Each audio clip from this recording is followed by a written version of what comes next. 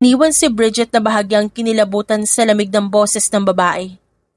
Pagdating sa garahe, isinakay ni Syra ang mga bata sa SUV. Habang nag-aayos ng seatbelt si Sian, nagtanong ito, "Mommy, do we have to be nice to the lady in the silk robe?" Tumingin si Syra sa salamin. Nakita niya ang 5 pares ng mga mata na tila may pinaplano. Alam niya ang katalinuhan ng kanyang mga anak. Bawat isa may kanya-kanyang talento na panggulo sa taong gusto nilang guluhin. "Be yourselves, boys." Tugon ni Syra habang pinaaandar ang makina. Ipakita niyo sa kanya kung gaano kayo kasaya at kung gaano kagulo ang pamilyang pinasok niya. Isang sabay-sabay ng ngising aso ang sumilay sa labi ng quintuplets. Si Ross ay nagsimula ng maglabas ng maliliit na bote ng superglue mula sa kanyang bulsa. Habang si Tyler naman tinitignan ang listahan ng mga target sa kanyang notebook. Habang papalayo ang sasakyan sa mansyon. Alam niyang ito na ang simula ng pagbabago ng buhay nila. Eksaktong 9:00 ng umaga, nang huminto ang puting SUV sa harap ng mansyon. Hindi pa man tuluyang nakakababa ang mga bata. Tanaw niya na si Bridget sa balcony. Nakatanaw sa kanila habang humihigop ng tsaa. Mukhang sinusubukan nitong magpakasenyora sa bahay na hindi naman sa kanya. Tandaan ang rules, boys. Maging magalang kay Daddy at siguraduhing magiging masaya ang pananatili niyo dito. Paalala ni Syra habang isa-isang inaayos ang kwelyo ng mga anak. Isang mabilis na kindat ang isinagot ni Sander. "Copy, Mommy. Operation Welcome Home starts now." Pagpasok sa loob, sinalubong sila ni Sander na may pilit ng ngiti. Bakas sa mukha ng lalaki ang puyat. Marahil, hindi pa sanay sa bagong setup ng kanilang buhay. Inaya niya ang mga bata sa dining area, kung saan nakahain ng mga pagkain. Nakasunod naman si Bridget, na dahan-dahang bumababa sa hagdan. Tila ba bawat takbang, kailangang bigyan ng atensyon. "Good morning, kids!" Bati ni Bridget sa kanyang pinakamatamis na boses. "Sana magustuhan niyo ang breakfast na hinanda ko." Hindi sumagot ang mga bata. Sa halip, sabay-sabay silang naglakad patungo sa hapagkainan.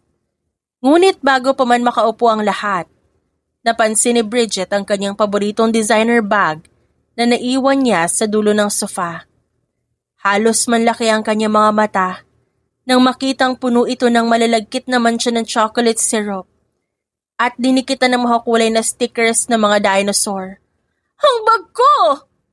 Bulalas ni Bridget at halos mapatili sa gulat. Lumapit si Tyler, ang bunso, na may hawak pang kalahating kinain na donut. Inosente siyang tumingin sa babae.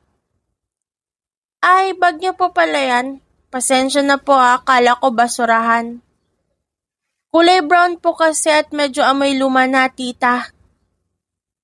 Namula sa galit si Bridget, pero pinigilan niyang sumigaw dahil nakatingin si Sander. Pilit ang ngiting itinabi niya ang nasirang gamit at naupo na lang sa hapag. Nang magsimulang kumain ng lahat, kinuha ni Bridget ang kanyang baso ng fresh orange juice. Ngunit sa unang higop pa lang niya, bigla siyang nabulunan at naibuga ang lahat sa direksyon ni Sander. "Tubig! Akin na! Ba't maalat ang juice?" Reklamo ni Bridget habang namumula ang mukha sa sobrang alat na nalasahan. "Ay, pasensya na po. Kala ko asukal para sa pancakes. My bad. Baka kasi masyadong matamis ang ugali niyo, kaya kailangan ng balance." Mahinahaw sabi ni Ross habang tinitignan ang bote ng asin sa tabi niya. Mabilis na tumayo si Sander para kumuha ng tissue at punasan ang kanyang damit. Halata ang pagkapahiya niya sa harap ng mga anak. "Boys, mag-ingat kayo. Masela ng kondisyon ni Bridget ngayon dahil sa baby." "Daddy, look!" Singit ni Sian habang tinuturo ang carpet sa ilalim ng mesa. "Nag-draw kami ng map para hindi kami maligaw sa laki ng bahay mo." Halos himatayin si Bridget na makita ang mamahaling puting carpet. May mga guhit na permanent marker. Isang mahabang linya mula sa kusina hanggang sala. Sa labas, habang nakasandal sa kanyang sasakyan, tinitignan ni Syra ang kanyang relo. Alam niya nagsisimula na ang gulo sa loob ng mansyon. Hindi lang simpleng laro ang dala niya at ng kanyang mga anak.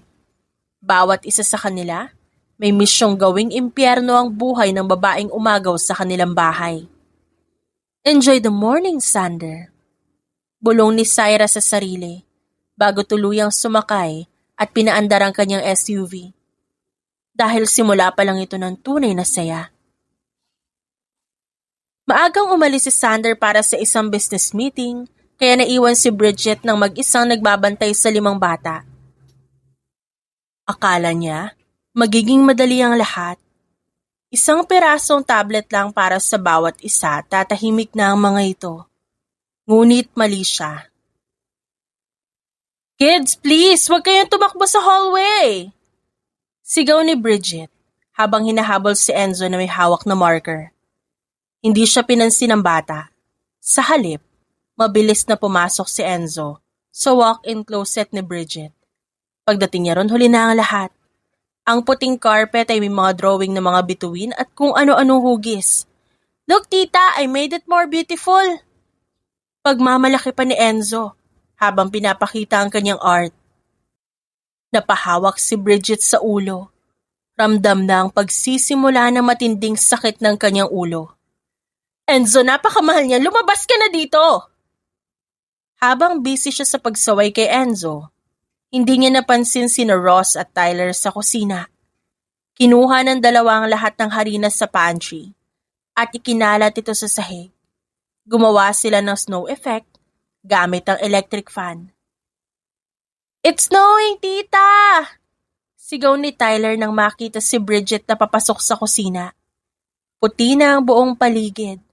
Pati ang buhok at damit ni Bridget na naging biktima ng lumilipad na harina. Halos hindi siya makahinga sa sobrang inis. Sander! Bakit mo ako iniwanan ng mga batang ito? Sa kabilang bahagi naman, sina Xander at Sian, tahimik na nasa sala. Mukha silang anghel na nanonood ng TV. Ngunit sa likod ng kanilang ngiti may ibang plano. Inilipat nila lahat ng channel sa mga horror movies na may malalakas na tunog at itinago ang remote control. Xander, nasa na remote? Tanong ni Bridget habang pilit pinupunasan ng harina sa kanyang muka. Di ko po alam, tita, baka po kinuha ng multo. Seryosong sagot ni Xander habang nakatingin sa screen. Napaupo na lang si Bridget sa sofa at pagod at malapit ng umiyak. Hindi pa man natatapos ang umaga, parang 1 taon na ang lumipas sa hirap ng pagbabantay sa quintuplets. Hapon na nang pumarada ang sasakyan ni Sander sa tapat ng kanyang mansyon. Pagod ang makikita sa kanyang muka mula sa maghapong pakikipag-usap sa mga kliyente. At ang tanging hiling niya, isang tahimik na gabi kasama si Bridget at ang kanyang mga anak. Ngunit pagkabukas pa lang niya ng pintuan, ang amoy ng harina at malansang kung ano ang sumalubong sa kanya. Bridget!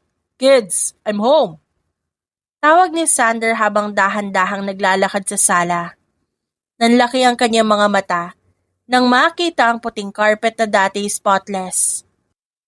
Ngayon ay parang dinaanan ng isang pangkat ng mga batang artist na gumagamit ng permanent marker. May mga bakas pa ng maliliit na paa na kulay puti mula sa kusina hanggang hagdanan. Sander! Isang hagulhol ang narinig niya mula sa sofa. Napalingon si Sander at halos hindi niya makilala ang babaeng nakaupo doon. Si Bridget, na laging maayos ang itsura. Punong-puno ng harina ang buhok. May mantsa ng marker sa silk robe. Hawak ang isang baso ng tubig at tila nanginginig pa ang mga kamay. Ano nangyari dito? Bakit mukhang sinalanta ng bagyo ang bahay natin? Tanong ni Sander. Hindi makapaniwala sa nakikita. Ang mga anak mo! Turo ni Bridget sa itaas. Sander, hindi sila normal. Ginawa nilang playground ng closet ko. Nag-snow ng harina sa kusina. At tinago nila ang remote ng TV habang naka-full blast yung horror movie? Eksaktong pagkatapos ng sumbong ni Bridget, ay ang marahang pagbaba ng quintuplet sa hagdan. Nakasuot na sila ng kanilang pajama, mukhang malilinis at mababango. Tila ba mga anghel na bagong gising lang. Daddy, you're home! Masayang bati ni Xander habang tumatakbo pababa para yakapin siya. Xander, ano to sinasabi ng Tita Bridget niyo? Bakit nagkagulo dito? Tanong ni Xander. Pilit na nagpapakatigas kahit ang totoo. Natutunaw ang puso niya sa yakap ng anak. Yumuko si Xander, bakas ang lungkot sa muka. Sorry po, Daddy. We just wanted to help Tita bake a cake para sa'yo. Kaya lang natapon ang flour. And the drawings? We wanted to make the house colorful para hindi na po ikaw pagod sa pag-uwi. Sumunod naman si Tyler na may bitbit ng isang pirasong bulaklak na pinitas mula sa paso sa garden. For you, Daddy, don't be mad na. Tsaka tita, please don't be mad at us. Pagod ka na po kakahabol sa amin. Tumingin si Xander kay Bridget. Pagkatapos sa kanyang mga anak, nakita niya ang kaibahan ng reaksyon. Si Bridget puno ng galit at reklamo, habang ang mga bata ay tila may mabuting intensyon lang. Kaso nga lang nagkamali. Bridget, bata lang sila. Siguro kailangan mo lang na mahabang pasensya. Mahinahong sabi ni Xander habang hinahaplos ang ulo ni Tyler. Pasensya? Xander, halos babaliw na ako dito. Hindi mo ba nakikita yung dumi? Singhal ni Bridget. Hindi na napigilan ng inis. Dinisin na lang natin, okay? O kaya tatawag ako ng cleaning service bukas. Sagot ni Xander na tila mas pinapanigan ng mga bata kesa sa babae. Habang nagtatalo ang dalawa, nagkatinginan ng quintuplet sa gilid. Isang palihim na thumbs up ang binigay ni Enzo kay Ross. Alam nilang nagtagumpay sila. Ang pag-aaway ni Xander at Bridget ang unang hakbang sa kanilang plano. Sa labas ng mansyon, tumunog ang cellphone ni Xander. Isang message mula kay Syra. How's the weather, Captain? Mabilis na nag-reply si Xander. Stormy, Mommy. Just the way we like it. Hindi na nakatulog ng maayos si Bridget. Tuwing ipipikit niya ang kanyang mga mata, nakikita niya ang mukha ng quintuplets na tila mga anghel na may mga sungay. Desidido siya. Hindi niya kayang mag-isa. Xander, kailangan natin ng yaya. O kaya'y dalawa. O baka isang buong army ng katulong. Bungad ni Bridget habang nag-aalmusal sila. Hindi ko kayang alagaan ng 5 yan habang buntis ako. Baka mapano ang baby natin? Dahil sa pag-aalala, sa dinadala ng babae, agad na tumawag si Xander sa isang ahensya. Bago magtanghalian, dumating ang unang biktima, si Manang Fe, isang veteranang yaya na may 20 taong karanasan. Huwag po kayo mag-alala. Sanay na ako sa mga kulit na bata. Kayang-kaya ko ang 5 yan. Kampanteng sabi ni Manang Fe habang inilalapag ang kanyang gamit. Mabuti naman dahil hindi pangkaraniwan ng kapasawayan ng mga batang yan. May halong inis na reklamo nito. Eksaktong 2:00 ng hapon, habang natutulog si Bridget, nagsimula ang operasyon ng quintuplets. Pumasok si Enzo at Ross sa kusina. Manang, gusto po namin ng juice. Malambing na sabi ni Enzo. Habang abala si Manang Fe sa pagkuha ng baso, mabilis na nilagyan ni Ross ng matinding pampadulas ng sahig sa tapat ng lababo. Pagtalikod ng matanda, isang madulas na slide ang nangyari. Ay, kalabaw! Tili ni Manang Fe. Ang buong tray ng juice tumapon sa kanyang bagong uniforme at ang mga baso nagkabasag-basag sa sahig. 3:00 pa lang ng hapon, dala na ni Manang Fe ang kanyang maleta. Ma'am Bridget, Sir Xander, pasensya na po. Akala ko bata ang aalagaan ko. Mga ninja pa lang nandito. Hindi ko po kayang itaya ang balakang ko sa mga alaga ninyo. Aalis na ho ako. Kinabukasan, isang bagong mukhang dumating. Si Jessa, mas bata at mukhang mas mabilis kumilos. Ako na po ang bahala sa kanila, ma. Mahilig po ako sa bata. Pero pagsapit ng tanghalian, narinig nila ang malakas na sigaw ni Jessa mula sa kwarto ng mga bata. Pag-akyat ni Bridget, nakita niya si Jessa na nakatayo sa ibabaw ng kama habang ang 5 bata ay nakapalibot sa kanya. May hawak na mga plastik na garapon. Ano nangyayari dito? Mamayoko na po. Bakit sila may dalang mga buhay na palaka at gagamba? Naiiyak na sabi ni Jessa. Inilagay pa nila sa loob ng sapatos ko?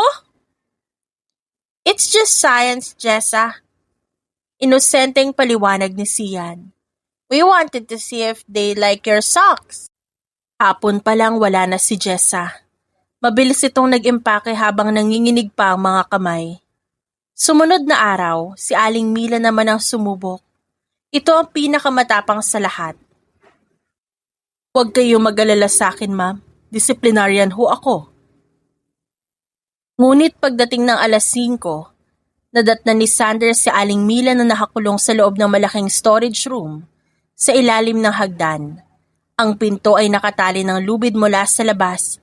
Sir, palabasin niyo ako dito. Pinatay nila ang ilaw at nagpapatugtog na nakakatakot na boses.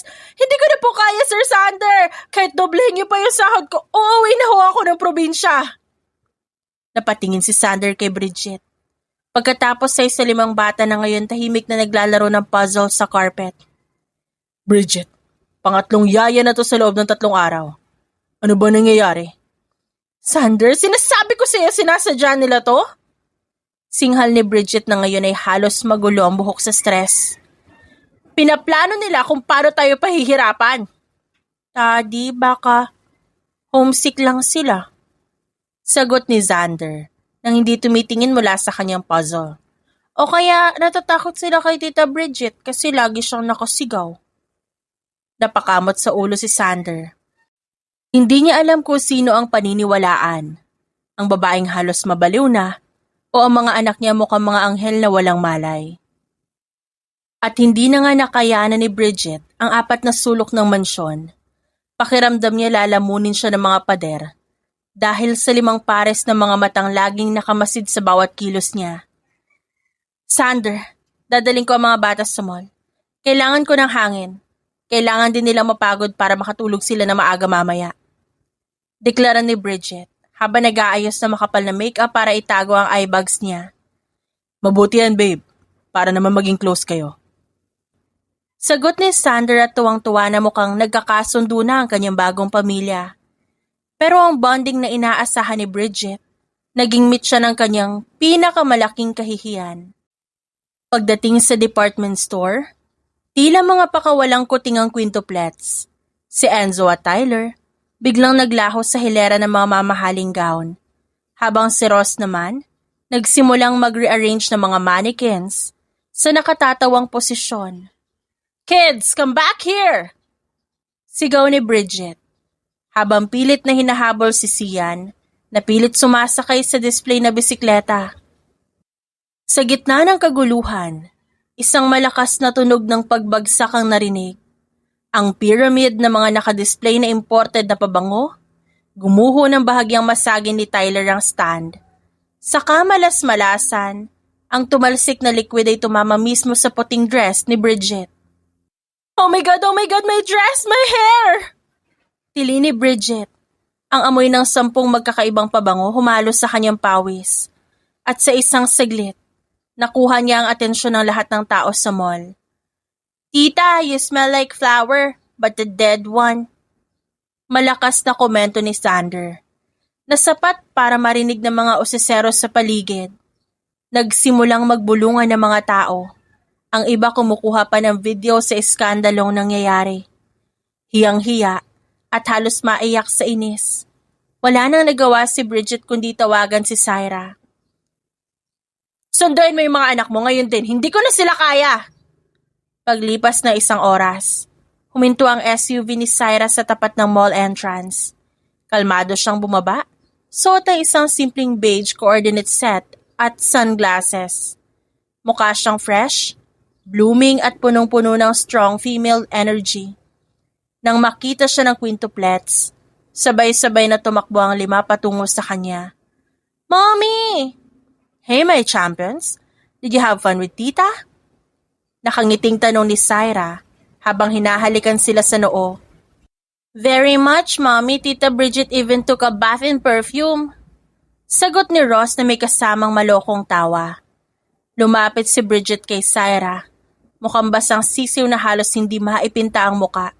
Syra, pagsabihan mo to mga anak mo, wala silang disiplina. Sinira nila ang damit ko at ang reputasyon ko sa mall na to. Inalis ni Syra ang kanyang sunglasses. Tiningnan si Bridget mula ulo hanggang paa. Disiplina. Ang mga anak ko pinalaki silang may tamang asal, Bridget. Pero alam mo naman ang mga bata, nararamdaman nila kung sino ang fake sa paligid nila. Baka hindi ka lang talaga nila gusto. You did this on purpose, no? Gigil na tanong ni Bridget. I didn't do anything. Sabi ni Sander, gusto mo ng pamilya, di ba? O ayan, isang buong pamilya ang binigay ko sa inyo. Huwag kang magreklamo kung di mo kayang lunukin yung pinasok mo. Isinakay ni Syra ang mga bata sa sasakyan. Bago siya sumakay sa driver's seat, lumingon siya ulit kay Bridget. By the way, may nakakita sa'yo sa kabilang wing ng mall kanina. May kausap kang lalaki na hindi naman si Sander. Ingat, baka pati ang reputasyon na iniingatan mo maging basura din. Pag-andar ng sasakyan, katahimikan ng namayani sa loob, hanggang sa sabay-sabay na nag-high five ang mga bata. Good job, boys! Ngayong gabi, we'll have a steak dinner at home. Tapos, pag-uusapan natin ang susunod nating move. Kahit hirap na hirap si Bridget, wala siyang magawa. Ang co-parenting agreement ay malinaw. Kailangang ihatid ni Syra ang mga bata sa mansyon ng Del Fierro tuwing dulo ng linggo. Para kay Bridget, ito ay tila isang hatol ng kamatayan na paulit-ulit bumabalik. Bridget, nandito na sila! Sigaw ni Sander mula sa sala. Bakas ang saya sa kanyang boses. Sa kabila ng gulo, nananatili siyang bulag sa laro ng kanyang mga anak. Pumasok ang quintuplets na may mga bitbit na bagong laruan, mga remote-controlled cars at dambuhalang robots. Si Syra nanatili lang sa pinto at hindi na pumasok. I'll pick them up on Sunday evening. Sander, siguraduhin mong buo pa ang bahay mo pagbalik ko. Of course, Syra. Don't worry, nag-usap na kami ni Bridget. Magiging maayos ang lahat. Sagot ni Sander habang ginagabayan ng mga bata papasok. Pagkaalis ng sasakyan ni Syra, agad nagbago ang timpla ng mukha ni Bridget. Nakatayo siya sa dulo ng hagdan at nakahalukip-kip. Okay boys, makinig kayo. May mga bagong rules dito sa bahay. Bawal tumakbo, bawal ang sumigaw at bawal hawakan ng kahit anong gamit ko. Hindi siya pinansin ng mga bata. Sa halip sabay-sabay silang tumingin kay Sander. Daddy, are we allowed to play with our new cars? Tanong ni Enzo, na may pinakamalungkot na mukhang kaya niyang gawin. Sabi ni Mommy, your house is our house too. Siyempre naman, Enzo. Sige na. Doon kayo sa malawak na garden maglaro, para di kayo makasagabal sa tita nyo. Utos ni Sander bago bumalik sa kanyang opisina para mag-asikaso ng trabaho. Naiwan si Bridget at ang 5 sa sala. Isang nakakabinging katahimikan ng namayani hanggang sa ngumiti si Sander. Isang ngiting hindi nakakarating sa mga mata. Tita, bakit pa pala ang dami niyong stretch marks sa tiyan? Kahit di pa naman po malaki. Inosenteng tanong ni Sian habang nakatingin sa suot na crop top ni Bridget. What? Wala akong stretch marks? Ang kapal na mukha mo? Singhal ni Bridget at mabilis na hinila ang damit pababa. Ay, baka po dirt lang. Kasi po parang luma na yung skin niyo. Dagdag pa ni Ross habang nilalabas ang kanyang remote control. Huminga ng malalim si Bridget. Ayaw niyang pumatol sa bata pero bawat salita tumatama sa kanyang vanity. Lumabas na nga kayo, doon kayo sa garden. Lumabas ang 5, pero hindi sila naglaro sa garden. Sa halip nagtungo sila sa garahe, kung saan nakaparada ang bagong bili na puting sedan ni Bridget. Ang regalo ni Sander para sa pagbubuntis nito. Kinuha ni Tyler ang kanyang maliit na pouch ng mga glitter bombs at super fine sand habang ang apat ay nagsisilbing lookout. Dahan-dahang binuksan ni Tyler ang air conditioning vents ng sasakyan mula sa labas gamit ng isang maliit na screwdriver na galing sa kanyang toy kit. Ibinuhos niya ang lahat ng glitters at buhangin sa loob ng vent system. Phase 1 complete, bulong ni Tyler. Bumalik sila sa loob na parang walang nangyari. Pagdating ng gabi, naganda si Bridget para sa isang dinner date nila ni Sander. Babe, gamitin na natin yung bagong car ko. Gusto ko siyang i-drive. Sure, let's go. Sumakay ang dalawa. Pag-start ni Sander ng engine at pag-on ng aircon sa maximum blast, isang malakas na buga ng kulay silver na glitters at pinong buhangin ang sumabog sa loob ng sasakyan. Tumama ang lahat sa mukha ni Bridget, sa kanyang buhok na bagong blower, sa kanyang malagkit na lip gloss, at sa loob ng kanyang mamahaling lace dress. Ang buong loob ng puting sedan ay nagmukhang eksena mula sa isang disco na nasabugan ng bomba. May ice! May car! Ano ba to? Tili ni Bridget habang pilit kinakamot ang mukhang punong-puno ng kumikinang na alikabok. Mabilis na lumabas si Sander. Inuubo rin dahil sa alikabok. What happened? Saan galing ang mga to? Mula sa bintana ng ikalawang palapag, 5 maliliit na ulo ang tanaw na makikita roon. Tahimik silang nag-high five, walang ingay at walang bakas. Daddy, are you okay? Sigaw ni Xander mula sa taas. May dalang flashlight. We heard a scream. May multo po ba sa kotse? Napatingin si Sander sa itaas. Pagkatapos ay sinagwawalang si Bridget na ngayon ay mukhang isang kumikinang na estatwa. Sa unang pagkakataon, nakaramdam si Sander ng konting inis. Bridget, tumigil ka na kasi sigaw. Baka mapano ang bata. Ang kotse ko, ang mukha ko, Sander, hindi mo ba nakikita? Hiyaw ni Bridget, habang sinusubukang alisin ang mga glitters na dumikit sa kanyang foundation. Sa dilim ng kanyang kwarto, naglabas si Ross na isang maliit na recorder. Na-record nila ang buong pag-aamok ni Bridget. Sending to mommy now, bulong niya. Malayo sa mansyon, habang nagbabasa ng libro sa kanyang kama, narinig ni Syra ang tunog ng notification sa kanyang phone. Pinanood niya ang video na nagwawalang si Bridget. Isang matamis na ngiti ang gumuhit sa kanyang labi. Mag-enjoy ka muna sa kinang, Bridget, dahil ang susunod na sasabog, hindi nag-glitters ang laman. Lumipas ang ilang linggo. Nagpasya ang pamilya Del Fiero na magkakaroon ng isang engranding family getaway sa isang private resort sa Laguna. Ito ang tradisyon ng pamilya. Isang pagkakataon nito para magpakitang gilas ang bawat isa. Pero para kay Bridget, ito ang kanyang coronation bilang bagong reyna ng pamilya at para sa quintuplets. Ito ang kanilang pinakamalawak na palaruan. Sa loob ng malaking coaster, hindi magkamayaw ang ingay. Kasama nila ang matatandang tiyahin ni Sander na sina Tita Consolacion at Tita Remedios. Ay, salamat naman. At nakahanap ka na ng babaeng may klase, Sander. Bungad ni Tita Consolacion habang tinitignan si Bridget mula ulo hanggang paa. Hindi tulad nung nakaraan na parang laging galing palengke ang itsura. Napaka-ordinaryo. Pilit nang umiti si Bridget. Kahit na ang totoo, naiirita siya sa init. Salamat po, tita. Sinisiguro ko po talaga maayos ang lahat para kay Sander at sa baby. Mabuti yan. Isang kahihiyan sa aming pamilya ang makasal sa isang babaeng walang background. Buti na lang at tinapos mo na ang ugnayan mo roon kay Syra. Dagdag naman ni Tita Remedios habang nagpapaypay ng abaniko. Narinig ng 5 bata ang bawat salita. Si Xander na nakaupo sa likuran ni Bridget, dahan-dahang kinuha ang kanyang backpack. Mommy Syra is beautiful and she's a queen. Bulong ni Tyler sa kanyang mga kapatid. Don't worry, Tyler. Today we're going to give them a warm welcome. Sagot ni Ross na may dalang malokong ngiti. Nang makarating sa resort, agad na nagpunta ang pamilya sa dining hall para sa lunch. Habang abala sa pagpuri ang mga matatanda kay Bridget, sinimulan ng mga bata ang kanilang operasyon.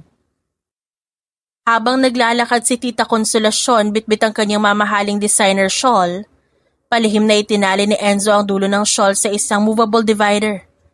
Paghakbang ng matanda, biglang humugot ang divider at bumagsak ang isang vase ng bulaklak sa paanan niya. Ay, Diyos ko! Ang shawl ko! Tili ni Tita Consolacion. Sorry po, Lola. Kala ko po buntot ng pusa.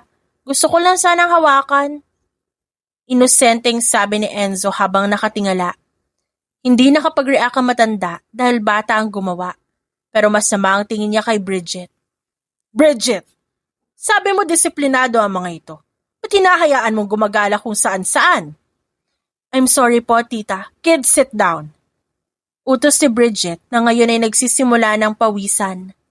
Pagsapit ng hapon, nagkaroon ng family pool party. Si Bridget nakasuot ng flowy maternity kaftan, nakaupo sa tabi ni Sander habang pinagsisilbihan ng mga kamag-anak. Tignan niyo si Bridget, napaka-blooming. Yan ang dapat na maging ina ng susunod na tagapagmana ng Del Fierro. Sabi ng pinsan ni Sander. Hindi katulad ng dati na puro trabaho lang ang inaatupag, nakalimutan ng maging babae. Habang nagtatawanan ng lahat, dahan-dahang lumapit si Sian at Tyler sa gilid ng pool. Hawak nila ang isang remote-controlled speedboat na nakakabit sa maliit na sprayer. Ready? Bulong ni Sian. Ready. Pinaandar nila ang boat sa gitna ng pool. Sa isang pindot, ang sprayer ay nagbuga ng tubig na may halo-halong malalagkit na syrup at glitter. Ang tira-tirang sangkap mula sa huli nilang prank. Ang spray ay tumama mismo sa plato at baso ni na Tita Remedios at Tita Consolacion. Pati na sa mukha ni Bridget. What is this? May langgam sa juice ko! Sigaw ni Tita Remedios. And my face? It looks sticky! Hiyaw ni Bridget. Sa gitna ng kaguluhan, isang pamilyar na boses ang narinig mula sa entrance ng resort. Isang matangkad na babae na suot ang isang emerald green silk dress ang dahan-dahang naglakad papasok. Bawat takbang, puno ng otoridad. Si Syra. I'm sorry, am I late for the party? Tanong ni Syra habang tinatanggal ang kanyang sunglasses. Naniga si Sander. Syra, anong ginagawa mo dito? Nakalimutan niyo yata ang medical files ng mga bata. Kailangan yan bago sila matulog. Especially Tyler's allergy meds. Mahinahong sagot ni Syra. Tinignan niya ang mga kamag-anak ni Sander na dati nilalait siya. Oh, Tita Consolacion, Tita Remedios. Good to see you're still vocal as ever. You? Wala kang respeto! Kaya nga. At ang kapal na mukha mong pumunta dito ng walang imbitasyon. Singhal naman ni Tita Consolacion. Respeto? Ibinibigay yan sa mga taong karapat-dapat, tita. At sa pagkakataon to, alam ko naman at alam nating lahat, hindi ba? Na hindi kayo karapat-dapat para sa respect na hinihingi nyo? At ang resort na ito, pag-aari ng isa sa mga kliyente ko sa finance firm. Sila ang nag-invite sa akin para sa isang meeting dito. Sagot ni Syra na may kasamang pamatay ng ngiti. Tumingin si Syra kay Bridget na ngayon ay mukhang basang sisiw dahil sa syrup at glitters. Bridget, you look messy. Siguro hindi ka pa sanay sa family life na hinahangad mo, no? Lumayas ka rito, Syra! Gigil na sabi ni Bridget. Oh, don't worry, aalis ako. Hinatid ko lang ang kailangan ng mga anak ko. Sabi ni Syra bago lumapit sa quintuplets. Be good to them, okay? Hayaan niyo sila mag-enjoy sa sarili nilang dumi. Habang naglalakad palayo si Syra, naiwan ang pamilya Del Fierro sa gitna ng katahimikan. Ang mga dating pumupuri kay Bridget, nagsisimula na ring magbulungan. Hindi dahil masama ang loob nila kay Syra, kundi dahil nakita nila ang kaibahan ng class at elegance ng legal na asawa kumpara sa nanggagalaiting si Bridget. Sa loob ng kanyang sasakyan, Binuksan ni Syra ang isang file sa kanyang dashboard. Hindi pa muna ngayon, Bridget. Hahayaan kita na lalo kang kainin ng pamilyang yan. Mas masakit ang pagbagsak kapag mataas ang inakyat mo. Ang gabi sa Laguna ay naging mahaba at puno ng tensyon. Alam ni Syra na bawat pait na nararanasan ni Bridget ay bayad pa lang sa bawat luhang ibinuhos niya noong araw na ipinagpalit siya ni Sander. At sa tulong ng kanyang 5 maliliit na prinsipe, ang reyna, unti-unti nang bumabalik sa kanyang trono. Bakit kailangan sumama ng mga batang yan? Asik ni Bridget habang pilit isinasara ang kanyang gold gown sa harap ng salamin. Gayla night ito ng mga investor, Sander, hindi nursery. Anak ko sila, Bridget. Kailangan ng board na makitang buo ang pamilya ko sa kabila ng mga bali-balita. Sagot ni Sander habang inaayos ang kanyang cufflinks. Siguraduhin mo lang na hindi ka mapapahiya ngayong gabi. Ako pa? Tumingin ka nga sa salamin, Sander. I am the perfect face of Del Fiero Financials. Kumpiyansadong sagot ng babae bago humarap sa 5 batang nakapila sa pinto. Kayo, huwag kayong gagawa ng kahit anong ingay, naintindihan nyo? Yes, tita. We will be as quiet as mice. Sagot ni Xander na may kasamang malokong tingin sa mga kapatid.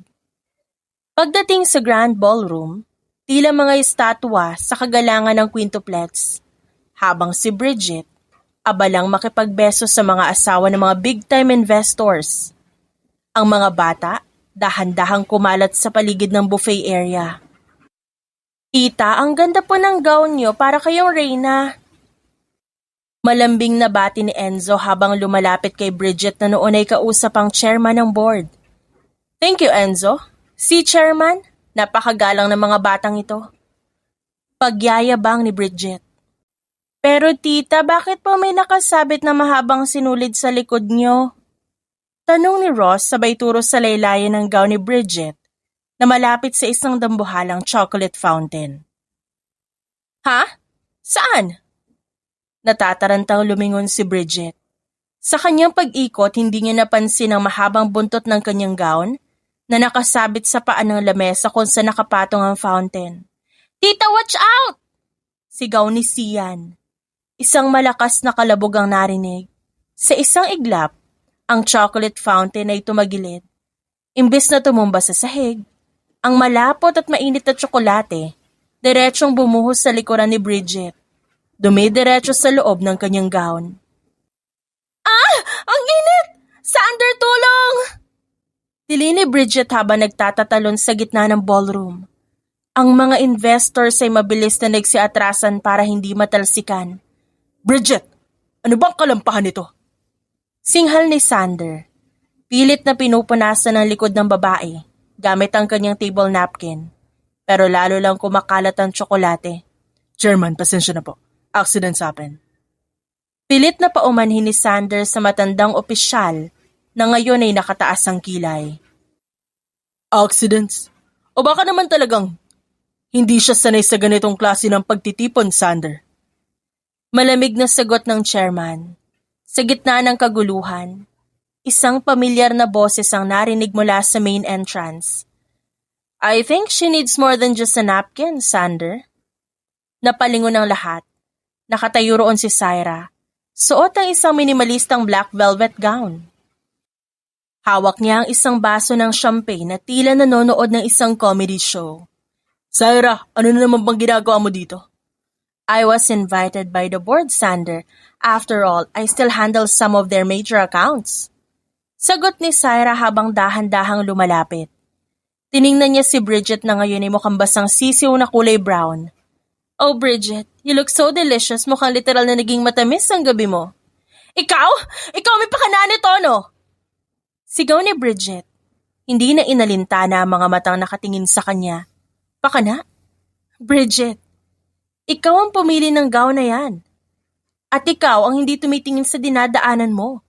Huwag mo ako isama sa mga kakulangan mo ng grace. Lumapit si Xander kay Syra. At bumulong. Mommy, did you see that perfect aim? Ngumiti si Syra at hinaplos ang ulo ng anak. Sander, baka gusto mo nang iuwi ang babae mo. Nangangamoy candy na ang buong ballroom. Baka lang gami ng mga investors mo. Umalis ka na, Syra! Hiyaw ni Bridget. Susugurin sana ang dating asawa ng lalaki, pero agad siyang pinigilan ng security dahil sa kanya itsura at ingay. I'm staying. May meeting pa ako sa board. Boys, you go with your dad for now. I will see you later. Habang hinihila ni Sanders si Bridget, palabas ng ballroom, narinig nilang bulong-bulungan ng mga tao. Yan ba ang pinalit niya kay Syra? Napaka-iskandalosa. Sayang ang kumpanya. Mukhang pabagsak na ang imahe ni Sander. Sa loob ng sasakyan, hindi na nakapagpigil si Sander. Bridget, alam mo ba kung gaano kalaki ang mawawalang investment sa akin dahil sa ginawa mo ngayong gabi? Bakit ako ang sinisisi mo? Hindi mo ba nakita sinabotahe ako ng mga anak mo? Sagot ni Bridget habang pilit na kinakamot ang tsokolate sa kanyang balat. Bata sila, Bridget. At nandun ako. Walang humipo sa'yo. Ang problema sa'yo, lagi kang may dahilan. Mula sa rearview mirror, nagkatinginan ng quintuplets. Walang kailangang sabihin.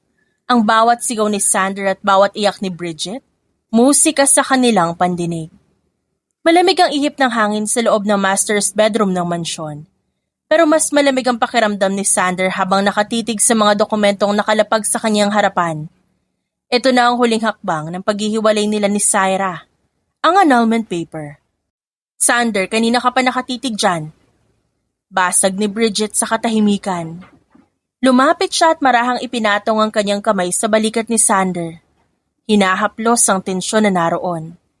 Pirmahan mo na babe, para sa atin to at para sa katahimikan nating lahat.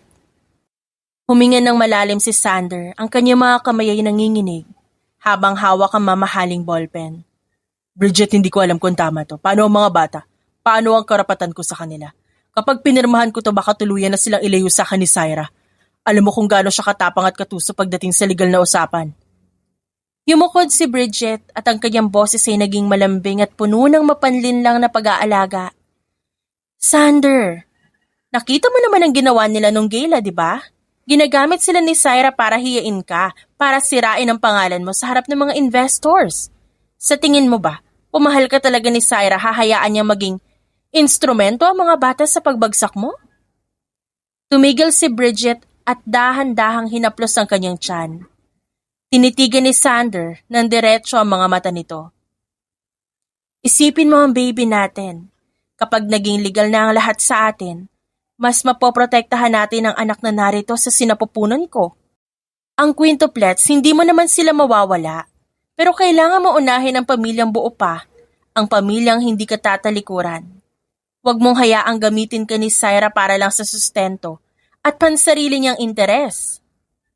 Napakapit si Sanders sa gilid ng mesa.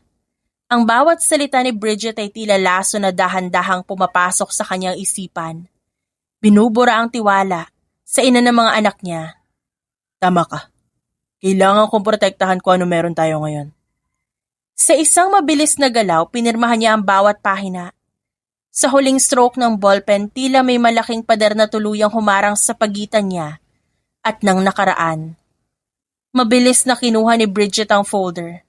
Ang kanyang mga matay kumikinang sa tagumpay na hindi maipaliwanag. Lumipas ang 2 linggo matapos ang pirmahan. Opisyal na ang paghihiwalay at tila naging hudyat pa para maging dominante si Bridget sa loob ng mansyon. Ngunit sa likod ng kanyang pagiging isang may bahay ng Del Fiero, may kilos siyang tinatago sa lahat lalo na kay Sander. Isang hapon, habang abala ang lahat, napansin ni na Ross at Sian, si Bridget na mabilis tumabas patungo sa dulo ng hardin, malapit sa auxiliary gate. Kung saan madalang dumadaan ng mga tao, may bitbit siyang maliit na pouch na tila may laman na kung ano na mahalaga. Ba't siya doon pumunta? Bawal tayo dumaan doon, di ba? Bulong ni Ross habang nakasilip sa likod ng malaking paso ng halaman. Dahan-dahan natin siyang sundan. Nakita nilang may inabot si Bridget na isang makapal na envelope sa isang lalaki na nakasuot ng helmet sa labas ng gate. Hindi nila makita ang mukha nito, pero baka sa kilos ni Bridget ang pagmamadali at kaba. Pagkaalis ng lalaki, mabilis na pumasok si Bridget sa isang maliit na storage shed sa garden. Akala niya walang nakakita, pero paglabas niya hindi niya napansin na may nalaglag na isang maliit na card mula sa kanyang bulsa. Nang masigurong malayo na si Bridget, mabilis na lumabas ang dalawang bata para kunin ang card. Ano to, business card? Tanong ni Ross. Binasa ni Sian ang nakasulat. Wala itong pangalan ng kumpanya, kundi isang address sa isang liblib na lugar sa labas ng syudad at isang numero na may nakasulat na property consultant. Bakit siya nakikipag-usap sa ganyan ng patago? Itago natin to, ipakita natin kay Kuya Xander. Saad ni Sian. Sa kabilang dako, sa marangyang opisina ni Syra, nakatayo siya sa harap na malaking bintana. Habang nakatingin sa abalang syudad, hawak niya ang isang baso ng wine. Kalmado ang kanyang itsura, pero ang kanyang mga matay puno ng determinasyon. Tumunog ang kanyang telepono. Ma'am Syra, confirmed, pinirmahan na ni Sir Xander ang papers at na-file na po ang annulment decree. You are now officially free. Isang matamis at malamig na ngiti ang gumuhit sa labi ni Syra. Salamat. Oras na para simulan ng totoong laro. Kumusta ang investigasyon sa mga ari-arian ni Bridget? Ma'am, nalaman namin na may mga properties siyang pilit na ibinibenta sa ilalim ng ibang pangalan. Tila nag-iipon siya ng malaking halaga ng cash. At may isa pa kaming natuklasan. Ang medical clinic kung saan siya nagpapacheck up noong nakaraang buwan. Hindi rehistradong OBGYN clinic, kundi isang private laboratory na kilala sa pag-aayos ng mga dokumento. Huminga ng malalim si Syra. Hinaplos niya ang isang folder sa kanyang table na naglalaman ng impormasyong hindi inaasahan ni Xander. Isang lihim tungkol kay Bridget at ang koneksyon nito bago pa man ito pumasok sa buhay nila. Hayaan mo muna siyang mag-ipon. Hayaan niyo siyang maniwala na nakuha niya na lahat. Sabi ni Syra. Gusto ko kapag dumating ang araw na malalaman ni Xander ang katotohanan, wala na siyang ibang tatakbuhan kundi ang pagsisisi. At ang baby na yan, tiyakin niyo na malalaman natin ang bawat detalye ng pagbubuntis na yan. Lumipas ang hapon na tila walang nangyari sa loob ng mansyon. Pero ang quintuplets ay abala na sa pag-aaral sa card na nakuha nila. Alam nilang may tinatago si Bridget. Kahit wala pang malaking pasabog, ang bawat maliliit na peraso ng ebidensya ay dahan-dahang bumubuo sa isang litratong hinding-hindi magugustuhan ni Xander. Sa gitna ng hapunan, inosenteng nagtanong si Xander habang nakatingin kay Bridget. Tita, kailan niya po balak bisitahin yung bagong property niya sa labas ng city? Sabi po kasi ng teacher namin, maganda daw po magbakasyon doon. Tila nabilaukan si Bridget. Mabilis na uminom ng tubig, habang si Xander ay napatingin sa kanya ng may halong pagtataka. Anong property, Bridget? May binili ka ba na hindi ko alam? Wala babe. Nagkakamali lang siguro si Xander. Baka yun nakita ko lang sa magazine yung sinasabi niya. Pilit na tumawa si Bridget pero ang kanyang kamay ay nanginginig sa ilalim ng mesa. 3 linggo matapos ang opisyal na annulment, tila naging pista ang kapaligiran para kay Bridget. Pakiramdam niya wala nang sagabal. Hawak niya na ang titulo, ang mansyon, at ang lalaking pinaghirapan niyang agawin. Ngunit sa bawat takbang niya sa loob ng bahay, hindi niya mapigilang lumingon dahil sa pakiramdam na may laging nakamasid sa kanya. Xander, babe, look, dumating na yung mga order ko gamit para sa nursery. Masayang sabi ni Bridget habang pinapakita ang mga mamahaling wall decoration para sa silid na yon. Gusto ko bago pa man lumaki na husto yung tiyan ko, handa na ang lahat. Napangiti si Xander, pero hindi ito umabot sa kanyang mga mata. Mabuti yan, Bridget. Basta siguraduhin mo hindi ka masyado napapagod. Sa gitna ng kanilang pag-uusap tumunog ang doorbell. Isang malaking box ang inihatid ng isang courier. Isang elegante at itim na kahon na may nakataling pulang ribbon. Walang nakasulat na pangalan. Tanging card na may nakasulat lang na para sa bagong simula ng pamilya Del Fiero.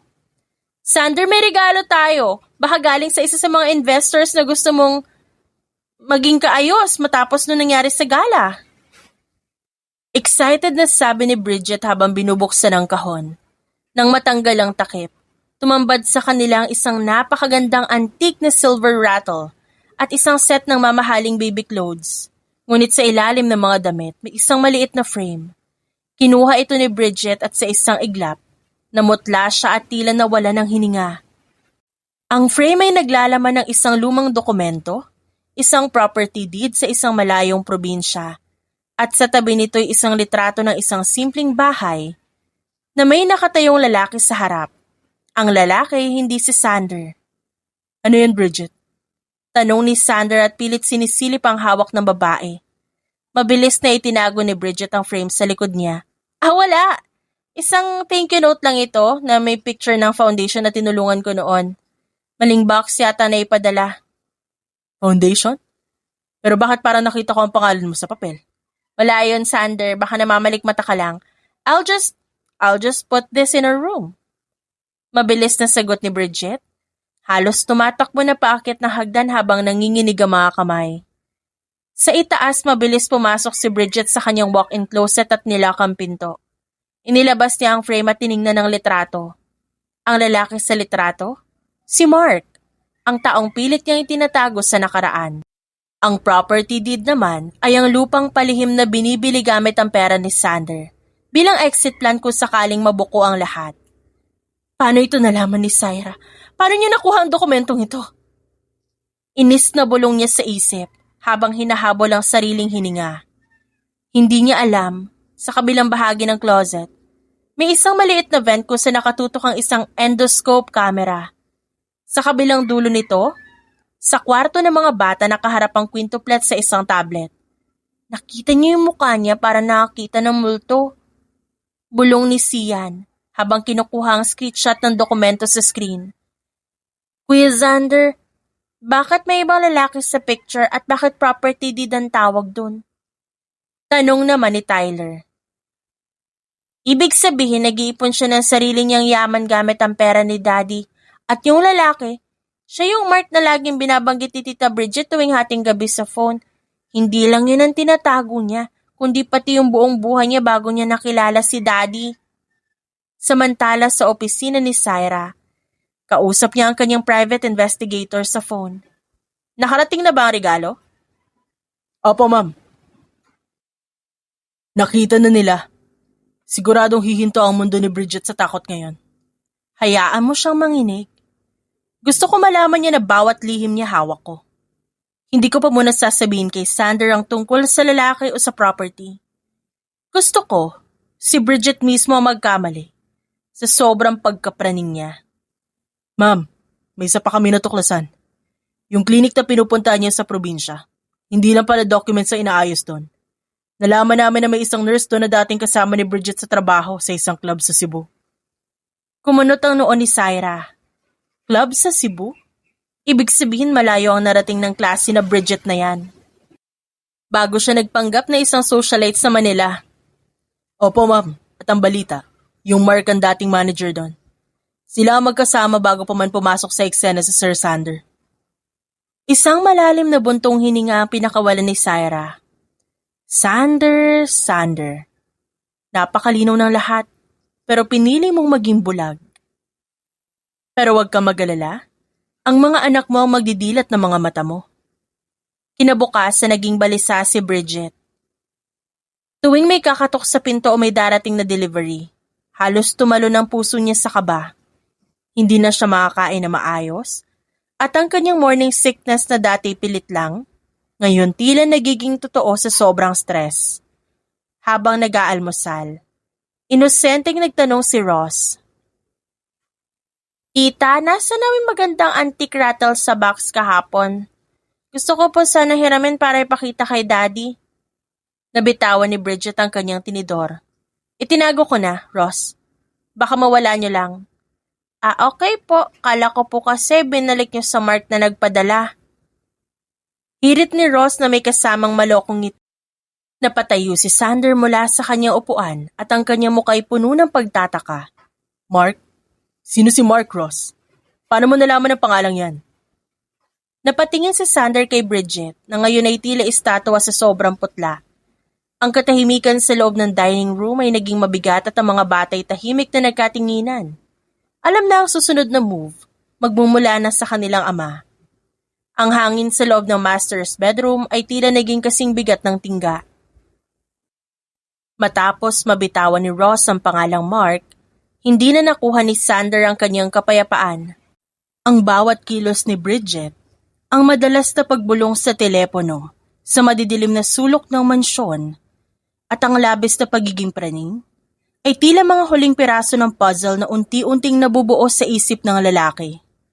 Sander, babe, ba't ka ba nakatitig sa akin ng ganyan?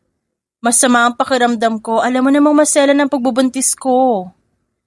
Pilit na paglalambing ni Bridget habang sinusubukang hawakan ang kamay ni Sander. Mabilis na umiwas si Sander at ang kanyang mga matay puno ng nanunuot na galit. Ilang buwan na tayo nagsasama rito, Bridget.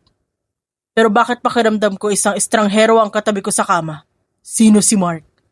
At bakit may mga property kang palihim na binabayaran sa labas ng kaalaman ko?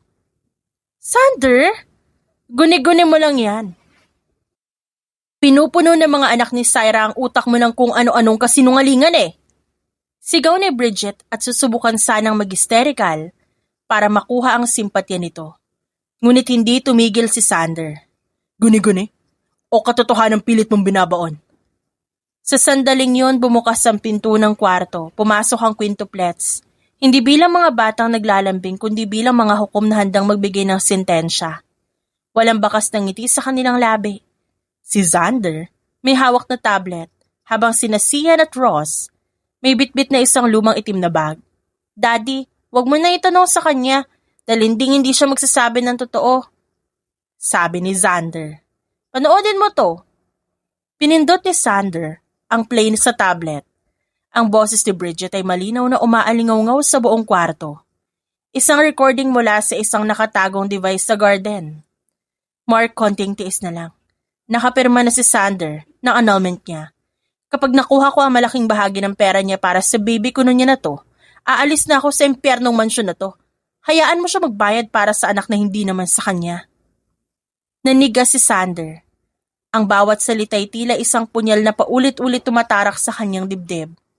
Tumingin siya kay Bridget, na ngayon, tila estatwa sa sobrang putla. It's not true! Fake yan! Inedit nila yan! Hiyaw ni Bridget. Susugurin sana si Sander para agawin ang tablet, pero hinarangan siya ni na Tyler at Enzo. Di lang yan, Daddy, sabi ni Sian habang binibigay ang itim na bag kay Sander.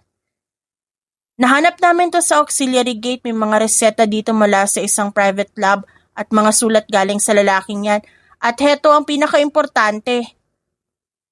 Inilabas ni Sian ang isang dokumento.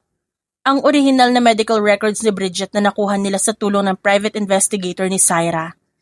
Kasabay nito inilapag ni Sander ang isang papel sa ibabaw ng mesa. Basahin mo to, Daddy, yan ang medical record ng mga bagay na tinago noon kay Mommy para protektahan ka. You are sterile, Daddy. You can't have children. Kami lang ang himala mo. Pero pinagpalit mo kami sa isang kasinungalingan. Binalot ng katahimikan ang kwarto habang binabasa ni Sander ang mga papel. Ang katotohanan ay mas masakit pa sa kamatayan.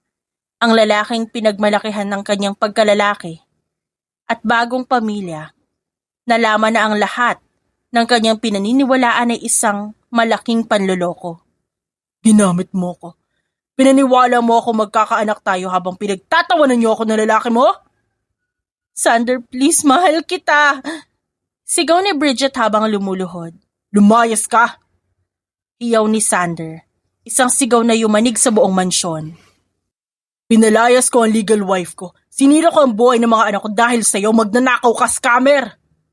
Sa gitna ng sigawan, kalmado siya, suot ang kanyang power suit. Si Syra ay nakangiti, kasama ang 2 pulis at ang kanyang abogado. Tiningnan niya si Bridget na parang isang dumilang sa sahig. Qualified theft at falsification of documents, Bridget. Nalaman ko na ang lahat ng paglipat mo ng pondo mula sa kumpanya ni Sander patungo sa mga account ni Mark. Pulis, dalhin niyo na siya. Habang pilit na kinakaladkad si Bridget palabas, nagsisisigaw ito ng mga mura. Nang mawala na ang ingay, na iwan si Sander na nakaluhod sa sahig.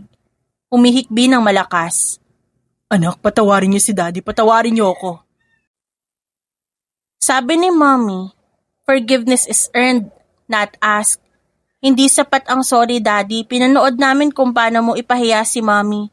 Pinanood namin kung paano mo kami pagtabuyan para sa babaeng yan. Babawi ako. Magiging maayos ang lahat. Hikbi ni Sander at nakatingin kay Syra na nananatiling nakatayo malapit sa pinto. Syra, please. Let's fix this. Annulment paper lang yun. Pwede nating bawiin. Tiningnan siya ni Syra ng matagal. Walang bahid ng awa sa mga mata ng babae. Pinunit mo na ang sumpaan natin nung araw na mas pinanigan mo ang mga malisyosong paratang ng babaeng yan kaysa sa katapatan ko, Sander. Ang papel na yun, hindi lang basta papel. Yun ang huling piraso ng respeto ko sa'yo na itinapon mo. Syra, wag naman ganito. Aalis na kami, Sander. Ang mga bata mananatiling sa akin. Maaari mo sila makita base sa schedule na bibigay ng abogado ko. Pero wag mong asahan na babalik pa kami sa mansyong ito na binalot mo ng kasinungalingan. Tumalikod na si Syra at ang quintuplets. Bawat takbang nila palayo, tila pako na ibinabaon sa puso ni Sander. Naiwan siyang mag-isa sa gitna ng kanyang malaki at marangyang mansyon. Isang mansyon na naging kasing lamig ng sementeryo. Wala ng Bridget na yayakap sa kanya. Wala ng mga anak na tatakbo patungo sa kanya. Ang tanging naiwan kay Sander ay ang kanyang pera, kumpanyang naghihingalo, at mga multo ng pamilyang sinira niya ng sariling mga kamay. Ang mansyon ng mga Del Fierro na dati simbolo ng kapangyarihan at karangyaan, naging isang malawak na kulungan para kay Sander. Isang buwan ang lumipas mula ng kaladkarin ng mga pulis si Bridget. Pero ang amoy ng tsokolate at ang alingaw-ngaw ng kasinungalingan, tila nakadikit pa rin sa mga pader. Araw-araw, nakaupo si Sander sa dulo ng mahabang dining table. Ang upuan kung saan dati pinagsisilbihan siya ni Syra at kung saan niya rin ito pinagtabuyan. Sa harap niya ay ang folder ng kanyang kumpanya na unti-unti nang bumabangon pero wala siyang maramdamang tagumpay. Ang bawat sentimo na kinikita niya ay tila walang silbi dahil wala na ang mga taong paglalaanan niya nito. Syra, please. Kahit isang pagkakataon lang. Bulong ni Sander habang tinititigan ng kanyang telepono. Libo-libong mensahe na ang pinadala niya pero ni isa walang sagot. Isang hapon, nagdesisyon si Sander na pumunta sa bagong opisina ni Syra. Bitbit niya ang 5 malalaking kahon ng pinakamahalagang laruan para sa mga bata at isang bungkos ng paboritong bulaklak ni Syra. Umaasa siyang sa personal na paghingi ng tawad baka lumambot ang puso ng dating asawa. Pagdating niya sa lobby, hinarang siya ng security. Sir, bawal po dito ang walang appointment. Asawa ko ni Syra. Ex-husband. Kailangan ko lang sila makita. Sa sandaling yon, bumukas ang glass door. Lumabas si Syra pero hindi siya nag-iisa. Nakasuot siya ng isang eleganting puting damit. Sa tabi niya ay ang lalaking matangkad, disente at may maamong muka. Si Gabriel, isang kilalang philanthropist at matagumpay na architect na nakilala ni Syra sa isang business meeting abroad. Syra! Tumigil si Syra at tiningnan niya si Sander. Hindi nang may galit kundi nang may matinding awa. Ang uri ng awa na ibibigay sa isang taong hindi nakilala. Sander, anong ginagawa mo dito? Syra, patawarin mo ako. Eto, may mga regalo ako para sa mga bata. Itong flowers para sa'yo. Pwede ba tayo mag-usap? Pwede bang bumalik na kayo sa mansyon? Pinalinis ko na lahat. Wala nang bakas ng babaeng yon. Lumapit ang quintuplet sa likuran ni Gabriel. Sabay-sabay silang tumayo sa harap ni Syra. Tila mga bantay na ayaw hayaang masaktan muli ang kanilang ina. Daddy, hindi ba sinabi sa'yo we are happy here? Ang mga toys, ibigay mo na lang sa charity. Hindi naman namin kailangan yan dahil si Tito Gabriel tinuturuan kami mag-build ng totoong structures, hindi lang maglaro. Xander, anak, daddy niyo ako. Nasaan ang daddy namin nung sinasabihan ni Tita Bridget si Mommy na gold digger sa harap mo? Tanong ni Sian. Nasaan ang daddy namin nung pinili mong maniwala sa peking Bridget kaysa sa 10 taong katapatan ni Mommy? Sander, tama na. Mahinahong singit ni Syra. Ang mga bulaklak na yan, ibigay mo sa puntod ng pagsasama nating sinira mo. Hindi ko kailangan ng material na bagay para mapatawad ka. Pinatawad na kita para sa sarili kong kapayapaan. Pero hindi ibig sabihin nun may babalikan ka pa. Hinawakan ni Gabriel ang kamay ni Syra. Isang hawak na puno ng respeto at proteksyon. Sander, I think it's best if you leave. Syra and the kids have a new life now. A life built on truth and genuine care. Tinignan ni Sander ang magkadikit na kamay ni Syra at Gabriel. Doon niya naramdaman ang huling saksak sa kanyang puso. Nakita niya sa mga mata ni Syra ang kislap na matagal nang nawala nung magkasama pa sila. Ang kislap ng isang babaeng tunay na minamahal at nirirespeto. Syra, mahal kita. Kung mahal mo ako, Sander, hindi mo ako dudurugin sa harap na ibang tao. Ang pag-ibig hindi lang nararamdaman, ginagawa ito. At sa bawat pagkakataon na kailangan kong piliin mo ko, laging iba ang pinipili mo. Ngayon ako naman ang pipili para sa sarili ko at sa mga anak ko. Pipiliin ko ang katahimikan. Tumalikod si Syra at ang mga bata kasama si Gabriel. Naglakad sila palayo patungo sa kanilang sasakyan, tumatawa at nag-uusap tungkol sa kanilang dinner plan. Ang quintuplets ay masayang nakikipag-asaran kay Gabriel. Isang eksenang pangarap sana ni Sander, pero itinapon niya para sa isang sandaling pagkakamali. Naiwan si Sander sa gitna ng parking lot. Bitbit ang mga bulaklak na unti-unti nang nalalanta sa ilalim ng araw. Pagkalipas ng ilang buwan, isang pribadong beach resort ang kinaroroonan ni Syra at naroon siya sa Pampang kasama si Gabriel. Sa malayo, makikita ang quintuplets na masayang naglalaro sa buhanginan. Walang bakas ng trauma o gulo ng nakaraan. Sigurado ka na ba dito? Tanong ni Gabriel habang tinititigan ng dapit hapon. Sa buong buhay ko, ngayon lang ako ulit naging sigurado, Gabriel. Sa'yo hindi ko kailangan mag-isip kung sapat ba ako. Sa'yo alam kong ang katotohanan ay sapat na. Samantala, sa loob ng madilim na selda, si Bridget ay nakaupo sa sahig, mag-isa at hinihintay ang kanyang sentensya. Ang lalaking si Mark na inakala niyang sasagip tumakas na dala lahat ng perang nakulimbat niya, iniwan siyang walang-wala. At si Sander ay nanatili siyang matagumpay sa negosyo pero gabi-gabi siyang umuuwi sa mansyong walang kibo. Ang bawat sulok ng bahay ay paalala ng kanyang pagkatalo. Minsan, nakikita niya sa balita ang larawan ni Syra na tumatanggap ng parangal sa finance sector kasama ang kanyang bagong pamilya. Doon niya naintindihan ang tunay na kahulugan ng karma. Hindi ito laging tungkol sa paghihirap sa pera o pagkakasakit. Minsan ang pinakamasakit na karma ay ang panoorin ng taong pinakamamahal mo na maging masaya sa piling ng iba. Isang kaligayahang dapat sana sa'yo, kundi ka lang naging bulag sa kinang ng maling pag-ibig. Ito ay natapos, hindi sa isang marahas na sagupaan, kundi sa isang tahimik na pagtanggap na ang pag-ibig na walang tiwala ay parang bahay na itinayo sa buhangin, madaling gumuho sa unang bugso ng bagyo.